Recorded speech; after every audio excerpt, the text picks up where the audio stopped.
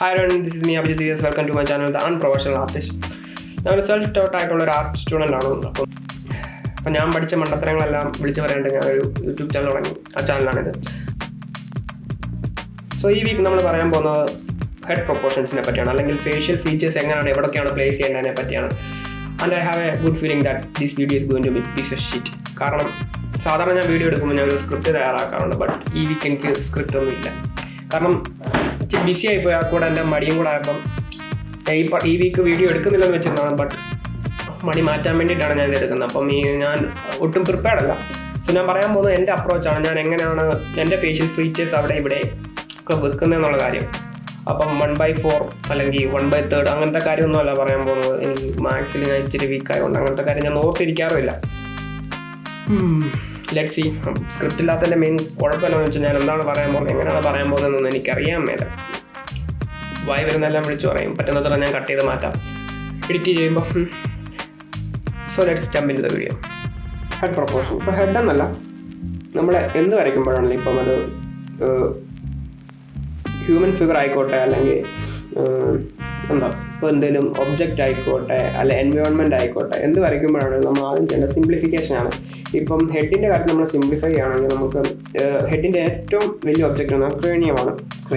Cranium അതായത് തലകുട്ടിയുടെ വലിയ part.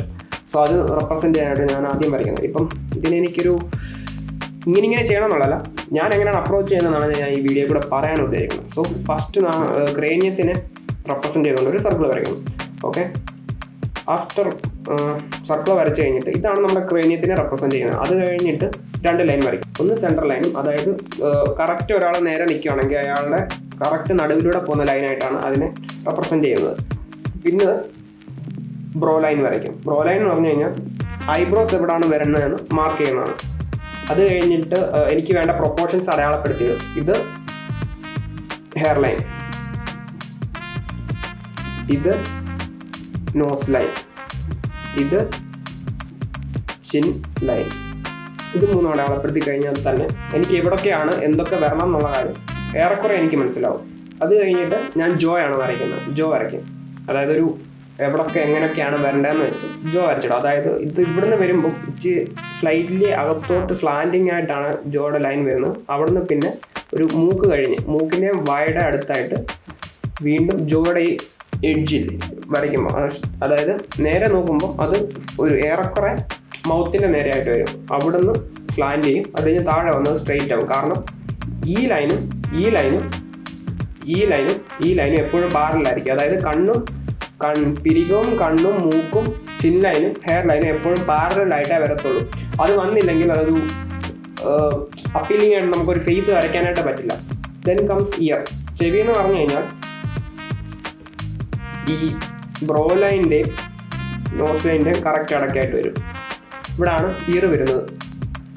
അതായത് ഇതിൻ്റെ രണ്ടിൻ്റെ ഇടയ്ക്ക് നോസിൻ്റെ അവിടെ തീരുകയും ഐബ്രോ ലൈൻ്റെ അവിടെ തുടങ്ങുകയും ചെയ്യും. അത് കഴിഞ്ഞിട്ട് ഐബ്രോസ് സ്ട്രെയിറ്റ് ആയിട്ടല്ല, അത് ഇവിടെ നിന്ന് മേളിലോട്ട് പോയിട്ട് പിന്നെ താഴോട്ടാണ് വരുന്നത്. പിന്നെ ആൾക്കാരനുസരിച്ച് ഇത് മാറിക്കൊണ്ടിരിക്കും. പിന്നെ മൗത്ത് പാർട്ട് എന്ന് പറഞ്ഞു കഴിഞ്ഞാൽ ചിന്നിൻ്റെ നോസിൻ്റെ ഇടയ്ക്കായിട്ട്, എന്നാൽ പകുതിയേക്കാൾ ശകലം മേളിലോട്ട് കയറിയാണ് മൗത്ത് വരുന്നത്. അത് കറക്റ്റ് ഇതാവില്ല. പിന്നെ ആൾക്കാരുടെ അനുസരിച്ച് അതും മാറി വരാം. ഇത്രയും അടയാളപ്പെടുത്തി കഴിഞ്ഞാൽ പിന്നെ അറിഞ്ഞിരിക്കേണ്ട കാര്യം എന്ന് പറഞ്ഞാൽ ഐസിന് ശ്രദ്ധിക്കേണ്ട കാര്യം എന്താണെന്ന് വെച്ചാൽ ഇവിടുന്ന് ഇവിടം വരെയാണ് ഒരു ഐസ് വരുന്നെങ്കിൽ അതേ ഡിസ്റ്റൻസ് ആയിരിക്കും ഈ വരുന്നത്. അതേ ഡിസ്റ്റൻസ് ആണ് ഈ വരുന്നത്. അതുകൂടാതെ ഈ കണ്ണിൻ്റെ ഈ നീളം എന്ന് പറയുന്നത് അത്രയും തന്നെ ആയിരിക്കും ഔട്ട്വേർഡ്സും. അതായത് ഈ ഡിസ്റ്റൻസ് തന്നെയാണ് ഇങ്ങോട്ടും വരുന്നത്. അതായത് ഇവിടുന്ന് ഇങ്ങോട്ട് വരുന്ന ഡിസ്റ്റൻസും സെയിം തന്നെ ആയിരിക്കും. അതായത് തലയുടെ സൈഡിലോട്ട് വരുന്നത് ഒരേ ഡിസ്റ്റൻസ് തന്നെ ആയിരിക്കും. പിന്നെ ശ്രദ്ധിക്കേണ്ട കാര്യം എന്താണെന്ന് വെച്ചാൽ ഈ കണ്ണ് സാധാരണയായി വരുന്നത് മൂക്കിൻ്റെ ഇവിടുന്ന് മേളിലോട്ട്. അതായത് ഇതൊരു പാരലൽ ലൈനായിരിക്കും സിറ്റുവേറ്റ് ചെയ്യുന്നത്. അപ്പം നമുക്ക് കണ്ടുപിടിക്കാം, അതായത് എവിടെ ആയിരിക്കും വരുന്നത് കണ്ടുപിടിക്കാനായിട്ട് അധികം പാട് വരത്തില്ല. അപ്പോൾ ആ ലൈൻ വരയ്ക്കുകയാണെങ്കിൽ നമുക്ക് അതിൽ എവിടാണ് ഐസ് തുടങ്ങുന്നത് എവിടാണ് തീരുന്നതെന്ന് മനസ്സിലാക്കി കഴിഞ്ഞാൽ ഐസിൻ്റെ ഷേപ്പ് വെച്ച് നമുക്കത് വരയ്ക്കാനായിട്ട് സാധിക്കും. അതായത് ഹെയർ ലൈൻ്റെ അവിടെ നിന്ന് ഹെയർ വരുന്നു. ഇത് ക്രേനിയം, അതായത് ഇപ്പോൾ മുടിയില്ലാത്തപ്പോൾ ഇങ്ങനെ ഇരിക്കുന്നു. മുടിയില്ലെങ്കിൽ മുട്ടയായിട്ടായിരിക്കുമല്ലോ ഇരിക്കുന്നത്. ഇതൊരു ഷിറ്റി ഡ്രോയിങ് ആണ്, എനിക്കറിയാം. ഞാൻ പെട്ടെന്ന് വീഡിയോ എടുക്കണമല്ലോ എന്ന് ഓർത്ത് വരച്ചൊരു ഡ്രോയിങ്സ് ആണ്. ഇപ്പം ഒരുമാതിരി ഈ ഫേസ് ഇരിക്കുന്നതിൻ്റെ കാരണം വെച്ചാൽ മുടിയില്ലാത്തതുകൊണ്ടാണ്. മുടിയും കൂടെ വന്നു കഴിയുമ്പോൾ it will look like person.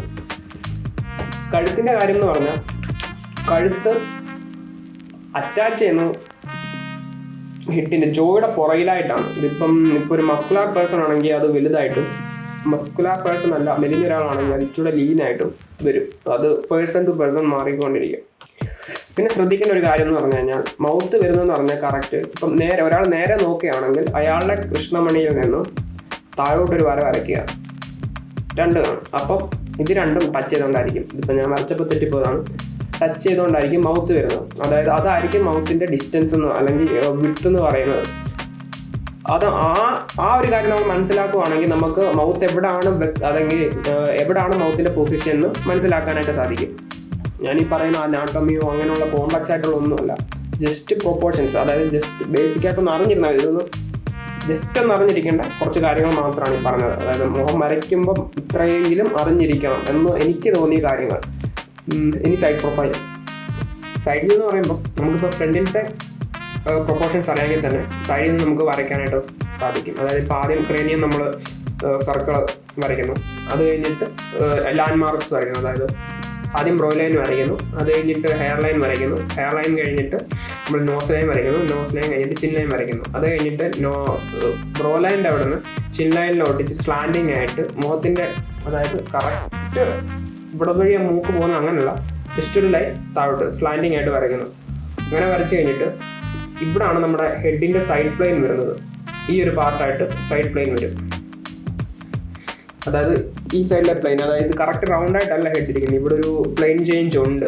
ഇത്ര നമ്മൾ ലാൻഡ് മാർക്സ് അടയാളപ്പെടുത്തി കഴിഞ്ഞാൽ അടുത്തത് വരുന്നത് നമ്മുടെ നെറ്റി കഴിഞ്ഞ് മൂക്ക്. അതായത് മൂക്ക് തീരുന്നത് ഇവിടാണ്. എന്നെ സംബന്ധിച്ചിടത്തോളം മൂക്ക് ഞാൻ ഈ ലൈനും കൂടെ ഞാൻ ഉദ്ദേശിക്കുന്നത് എൻ്റെ മൂക്ക് ഇവിടാണ് എൻഡ് ചെയ്യുന്നതെന്നാണ്. അപ്പം മൂക്കിനെ അവിടുന്ന് തീരുന്ന പോലെ വരയ്ക്കുന്നു. ഈ ബ്രോ ലൈൻ്റെ അവിടെ നിന്ന് അകത്തോട്ടുള്ള ഈ കുഴിവ്, ഇവിടെ ഒരു കുഴിവുണ്ട്, കുഴിവ് വരയ്ക്കുന്നു. അതായത് അതാ പൊട്രൂഷനാണ്, അതായത് വെളിയിലോട്ടുള്ള തള്ളി നിൽക്കുന്നത്. അതായത് ഇപ്പോൾ മഴയോ അല്ലെങ്കിൽ വേറെ എന്തെങ്കിലും സാഹചര്യത്തിൽ അല്ലെങ്കിൽ മേളിൽ എന്തെങ്കിലും വീഴുമ്പോൾ നേരിട്ട് നമ്മുടെ കണ്ണിലോട്ട് വീഴായിരിക്കും പിരികം വരാൻ വേണ്ടിയിട്ടുള്ളൊരു തള്ളി നിൽക്കുന്നതാണ് ഈ ഞാൻ വരച്ചിരിക്കുന്നത്. അപ്പോൾ നെറ്റി വരുന്നു, അത് വരുന്നു. ചെവി എന്ന് പറഞ്ഞാൽ പഴയ പോലെ തന്നെ, അതായത് ബ്രോ ലൈൻ്റെ നോസ് ലൈൻ്റെ ഇടയ്ക്കായിട്ട് ചെവി വരുന്നു. അവിടെ നിന്ന് എക്സ്റ്റൻഷൻ വന്ന് ജോ, അവിടെ നിന്ന് താഴോട്ട് സ്ലാൻഡിങ് ആയിട്ട് വരയ്ക്കുന്നു. അപ്പം നിങ്ങൾ ഇത് ശ്രദ്ധിക്കണം പറഞ്ഞാൽ ഈ ജോയുടെ ചിന്നും ജോയും പിന്നെ ഹെഡിൻ്റെ ലാസ്റ്റ് പാർട്ടും ഒരു സ്ട്രെയിറ്റ് ലൈനിലായിരിക്കും വരുന്നത് എപ്പോഴും. അതിപ്പം സ്കളാണെങ്കിൽ നമ്മളെ അടുത്ത് മേശപ്പുറത്ത് ഇങ്ങനെ വെക്കുമ്പോൾ അങ്ങനെ ഇരിക്കുന്ന സ്കള് ഇത് മൂന്നും നിലത്ത് മുട്ടിയായിരിക്കും ഇരിക്കുന്നത്. ഇപ്പം നിലത്ത് ഇരിക്കുകയാണെങ്കിൽ ഇതിങ്ങനെ ഇരിക്കും, ഒറ്റ സ്ട്രെയിറ്റ് ലൈനായിട്ട് മേശപ്പുറത്ത് ഇങ്ങനെ ഇരിക്കും. തല നമ്മൾ വെട്ടിയെടുത്ത് വെക്കുകയാണെങ്കിൽ. പിന്നെ വരുന്നത് ഐസും മൗത്തും, അതായത് കറക്റ്റ് നടുക്കായിട്ടല്ല, അതിനേക്കാളും ഇച്ചിരി മേളിലോട്ടായിട്ട്. ഇപ്പോൾ നമുക്ക് വേണമെങ്കിൽ കറക്റ്റ് മൂന്നായിട്ട് മുറിക്കുകയാണെങ്കിൽ നടുക്കിനേക്കാളും മേളായിട്ട്, അതായത് ഇവിടുന്ന് ഇവിടം വരെയുള്ള ആംഗിൾ നമ്മൾ മൂന്നായിട്ട് കട്ട് ചെയ്യുകയാണെങ്കിൽ അതിൻ്റെ ഒരു മേൽഭാഗത്തായിട്ട് വരും. മൗത്ത് ആണെങ്കിലും ഐസ് ആണെങ്കിലും. അപ്പം അതിൻ്റെ ലാൻഡ് മാർക്ക് കിട്ടിക്കഴിഞ്ഞാൽ, അതായത് ഇവിടെ ആണ് മൗത്തും ലൈനും വരുന്നതെന്ന് പറഞ്ഞു കഴിഞ്ഞാൽ നമുക്ക് അവിടോട്ട് ഇത് വരയ്ക്കാം. ഇത് കറക്റ്റ് ഇവിടോട്ടല്ല വരുന്നത്, ഇച്ചിരി അകത്തോട്ട് കുഴിഞ്ഞാണ് ഐസ് ഇരിക്കുന്നത്. അതായത് ഇവിടെ ഒരു ക്യാവിറ്റിയാണ്, കള്ളിൻ്റെ ക്യാവിറ്റിക്കകത്താണ് ഐസ് ഇരിക്കുന്നത്. അതുകൊണ്ട് അത് ഇച്ചിരി അകത്തോട്ട് കയറിയായിരിക്കും ഐസ് ഇരിക്കുന്നത്. ഓക്കെ, അതിനൊരു പേരുണ്ടാകും, ഞാൻ മറന്നുപോയി, ഓർക്കുന്നില്ല. സോ ഐബ്രോസ് എന്ന് പറയുമ്പോൾ കണ്ണിന് മേളിലായിട്ട്, അതായത് ഇവിടെ ഇച്ചിരി അകത്തോട്ട് പിന്നെ വെളിയിലോട്ട് വന്ന് പിന്നെ അകത്തോട്ട് വരുന്നത്. അതായത് ഇവിടുന്ന് ഇങ്ങനെ വന്ന് ഇങ്ങനെ, അങ്ങനെയാണ് ഐബ്രോസ് വരുന്നത്. ദെൻ മൗത്തിൻ്റെ കാര്യം ശ്രദ്ധിക്കേണ്ടത് ഇങ്ങനെ, അതായത് ഇങ്ങനെ ഒരു വര വരയ്ക്കുകയാണെങ്കിൽ മിക്കവരുടെയും ഈ ലൈന് വെളിയിലോട്ട് വരില്ല. നമുക്ക് വേണം മുട്ടിച്ച് വരയ്ക്കാം, മുട്ടിച്ച് വരച്ചാലും കുഴപ്പമില്ല. ഇപ്പം ആൾക്കാരുടെ അനുസരിച്ച് ഇത് വേരി ചെയ്തുകൊണ്ടിരിക്കും. സോ മൗത്ത്, അതായത് ഇത് ചെരിഞ്ഞാണ് വരുന്നത്. ഇത് ഫ്രണ്ട്, മൂക്ക് ഏറ്റവും ഫ്രണ്ടിൽ, ഇത് ഫ്രണ്ടിൽ, ഇത് ഈ മൂക്ക് ഫ്രണ്ടിൽ, അത് കഴിഞ്ഞ് ഇച്ചിലൂടെ ഇറങ്ങി, ഇത് വീണ്ടും ഇറങ്ങി, താടി അതിലും ഇറങ്ങിയാണ് നമ്മൾ വരയ്ക്കുമ്പോൾ ശ്രദ്ധിക്കേണ്ട കാര്യങ്ങൾ. പിന്നെ നെക്ക് എന്ന് പറയുന്നത് ഇവിടുന്ന് സ്ട്രെയിറ്റ് ഇങ്ങനെ ഒരു ഇതല്ല വരുന്നത്. നെക്കിന് ഇവിടുന്ന് ഇച്ചിരി തൊലിയുണ്ട് ഈ ഭാഗത്ത്, അതായത് ത്രോട്ടും ചിന്നും തമ്മിൽ കണക്ട് ചെയ്യുന്ന ഇവിടെ ഒരു പ്ലെയിൻ, ഇത് വേണം പ്ലെയിനായിട്ട് പറയാം, ഇതൊരു പ്ലെയിൻ ആണ്. അപ്പം ഇത് രണ്ടും ഇങ്ങനെ കണക്ട് ചെയ്ത് താഴോട്ട്, ഇത് നമ്മൾ മുമ്പേ ജോയിൻ ചെയ്ത് ഇവിടെ നിന്നാണ് നെക്കിൻ്റെ ഇവിടുത്തെ കണക്ഷൻ വരുന്നത്. അതായത് ഇവിടുന്ന് പുറയിലോട്ട് ചെരിഞ്ഞ്. ഇത്രയാണ് ശ്രദ്ധിക്കേണ്ട കാര്യങ്ങൾ. അതായത് സൈഡ് പ്രൊഫൈൽ.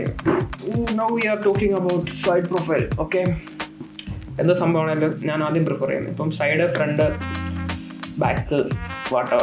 ഞാൻ ആദ്യം വരയ്ക്കുന്നത് ക്രേനിയം ഞാൻ അടയാളപ്പെടുത്തിയിടും. ഓക്കെ, ദെൻ ആഫ്റ്റർ ദാറ്റ് എൻ്റെ ലാൻഡ് മാർക്സ്, അതായത് ഹെയർ ലൈൻ വരുന്നു, ദെൻ മൈ ബ്രോ ലൈൻ വരുന്നു, ദെൻ മൈ നോസ് ലൈൻ വരുന്നു, അത് കഴിഞ്ഞ് ചിൻ ലൈൻ. ഇവിടെ ശ്രദ്ധിക്കേണ്ടതെന്ന് പറഞ്ഞാൽ ഇത് പാരലായിട്ടാണെങ്കിലും ഇതൊരു റൗണ്ട് ആയിട്ടുള്ളൊരു സർഫസ് ആണ്. അപ്പം അതിന് ചുറ്റുമാണ് ഈ ലൈൻ പോകുന്നതെന്നുള്ള ബോധം നമുക്ക് വേണം. അതായത് ഇവിടെ നിന്ന് ഇങ്ങനെ ഈ സ്പിയറിനെ ചുറ്റിയാണ് പോകുന്നത്, ഇവിടെ ഇത് ചുറ്റിയാണ് പോകുന്നത്, ഇവിടെ ചുറ്റിയാണ്. ഇത് അറിഞ്ഞിരിക്കുന്നതിൻ്റെ കാരണം എന്താണെന്ന് വെച്ചാൽ, കാരണം ഇയർ വരയ്ക്കുമ്പം ഇത് സ്ട്രെയിറ്റ് ലൈൻ ആണ്, ഇത് ഇങ്ങനെ വന്നിട്ട് ഇവിടെ അല്ല ഇയർ വരുന്നത്. ഓക്കെ, അത് ഈ ചുറ്റിപ്പോയിട്ട് ഈ ഭാഗത്തായിട്ട് വരും. ഈ ഭാഗത്താണ് ഇയർ വരുന്നത് അറിഞ്ഞിരിക്കാൻ വേണ്ടിയിട്ടാണ് ആ ഒരു അറിവ് നമുക്ക് വേണമെന്ന് പറയുന്നത്. പിന്നെ കണ്ണും വായും വരുന്നത്, വായ് ഇവിടെ വരും, കണ്ണിവിടെ വരും. ആഫ്റ്റർ ദാറ്റ് ഇത്രയും കാര്യങ്ങൾ അറിയാമെങ്കിൽ, അതായത് ഇനി നമുക്ക് ഇതിനകത്തോട്ട് എവിടെയൊക്കെ വരുന്നതെന്ന് ഇപ്പം അറിയാം. അവിടോട്ട് നമ്മൾ ഈ പറഞ്ഞ കാര്യങ്ങളെല്ലാം അപ്ലൈ ചെയ്യാം. അതായത് നോസിൻ്റെ നമ്മൾ മേൾ ഭാഗത്തു നിന്നായിരിക്കും കാണുന്നത്. അപ്പം വേറൊന്നും കാണില്ല, ഈ ഒരു സിമ്പിൾ ഷേപ്പ് മാത്രമേ കാണത്തുള്ളൂ. അത് കഴിഞ്ഞിട്ട് ഐബ്രോ ഇച്ചിരി മേളിലോട്ട് കയറി, അത് കഴിഞ്ഞിട്ട് ഇവിടെ ഒരു ഡിപ്പുണ്ട്. അതായത് നമ്മൾ ശ്രദ്ധിച്ച് നോക്കണം, ഈ ഒരു ഡിപ്പുണ്ട്. അതായത് ആ ഒരു പ്രൊട്രൂഷൻ, അതായത് മുഖത്തിൻ്റെ ഒരു മുമ്പോട്ട് ചാടി നിൽക്കുമെന്ന് പറഞ്ഞതിൻ്റെ ആ തള്ളൽ ഇറങ്ങി വരുന്നൊരു ഭാഗമുണ്ട്. അതായത് എല്ലാ കയറ്റത്തിനും ഒരു ഇറക്കം ഉണ്ടെന്ന് പറഞ്ഞാൽ ആ ഒരു ഭാഗമാണിത്. ഓക്കെ, അതായത് ഇത് കണ്ണ് നമ്മൾ വരയ്ക്കുമ്പോൾ സ്ട്രെയിറ്റ് ലൈൻ ആയിരിക്കില്ല വരയ്ക്കുന്നത്. അതായത് മുമ്പേ സ്ട്രെയിറ്റ് ലൈനിലാണ് വരുന്നത്, അല്ലെങ്കിൽ അങ്ങനെ പറഞ്ഞെങ്കിലും അത് ഇവിടുന്ന് വരയ്ക്കുമ്പോൾ ഇങ്ങനെ ഇരിക്കും. ഇത് ഇപ്പം നമ്മൾ ഈ ലൈൻ എന്ന് പറഞ്ഞാൽ കേർവാണ്. ഇതൊരു ബോൾ ആണെങ്കിൽ ഇതിങ്ങനെ ചുറ്റുമാണ് വരുന്നത്. അപ്പോൾ കണ്ണ് ഇതിനെ ചേർന്ന് ഇങ്ങനെയാണ് ഇരിക്കുന്നത് എന്ന് ഓർമ്മ വേണം. So it will look like something like this. പിന്നെ മേൾഭാഗത്തു നിന്നായതുകൊണ്ട് നമുക്ക് താഴത്തെ ചെറി മാത്രമേ കാണത്തുള്ളൂ, മേളത്തെ നമുക്ക് അതിന് മാത്രം വിസിബിൾ അല്ല. പിന്നെ നെക്ക് ഇവിടെ നിന്ന് കണക്ട് ചെയ്ത് താഴോട്ട് ചിന്നിൻ്റെ ഇവിടെ നിന്ന് ഇപ്പം മേളിൽ നിന്നുള്ള കാഴ്ചയുണ്ട്, അല്ലെങ്കിൽ 3/4 വ്യൂ ആയതുകൊണ്ട് നമുക്ക് താഴത്തെ ആ ചിന്നിൻ്റെ ഇവിടെയുള്ള ആ ഒരു കണക്ഷൻ കാണാൻ പറ്റത്തില്ല. നമുക്ക് ഇങ്ങനെ വരയ്ക്കാം. That's it. ഇപ്പം പറഞ്ഞ കാര്യങ്ങളല്ലേ, ഈ പറഞ്ഞ കാര്യങ്ങളെല്ലാം നിങ്ങൾ മറക്കണം. കാരണം എന്ന് വെച്ചാൽ അക്കോർഡിംഗ് ടു പറഞ്ഞ രീതിക്ക് തന്നെ, അതായത് കണ്ണിവിടെ വരണം, മൂക്ക് ഇവിടെ വരണം, ലൈന് കറക്റ്റായിട്ടാണ്. അങ്ങനെ നമുക്ക് ഒരിക്കലും വരയ്ക്കാൻ പറ്റത്തില്ല. നിങ്ങൾ വരയ്ക്കുകയാണെങ്കിൽ എല്ലാവരും ഒരുപോലെ ഇരിക്കും. Okay, everybody look like me, maybe you. നിങ്ങൾ ഏത് രീതിയിലാണ് വരയ്ക്കുന്നത് വെച്ചാൽ, ഇപ്പം നിങ്ങളൊരു ക്യാരക്ടറിനെയാണ് വരയ്ക്കുന്നത് അല്ലെങ്കിൽ ആൾക്കാരെയാണ് വരയ്ക്കുന്നതെങ്കിൽ മനസ്സിലിരിക്കേണ്ട കാര്യം ഇതാണ്. ഇതൊരു ജനറൽ പ്രൊപ്പോർഷനാണ് ഞാൻ പറഞ്ഞത്. എന്നാൽ ആൾക്കാർ മാറും തോറും അവരുടെ ഫീച്ചേഴ്സ് മാറും. എല്ലാവരുടെയും കറക്റ്റ് കണ്ണിൻ്റെ നേരെ വരണമെന്നോ, അല്ലെങ്കിൽ ഇവിടുന്ന് ബ്രോ ലൈൻ തൊട്ട് നോസ് ലൈൻ വരെയുള്ള നീളമാണ് എപ്പോഴും മൂക്കിൻ്റെ നീളം, അങ്ങനെയൊന്നുമില്ല. അത് മാറിയിരിക്കാം. ചിലർക്ക് നീണ്ട മൂക്കായിരിക്കാം, ചിലർക്ക് നീണ്ട നെറ്റിയായിരിക്കും, വലിയ നെറ്റിയായിരിക്കാം, ചിലർക്ക് നീണ്ട ചിഹ്നമായിരിക്കാം. സോ ആ കാര്യം ഓർത്തിരിക്കണം.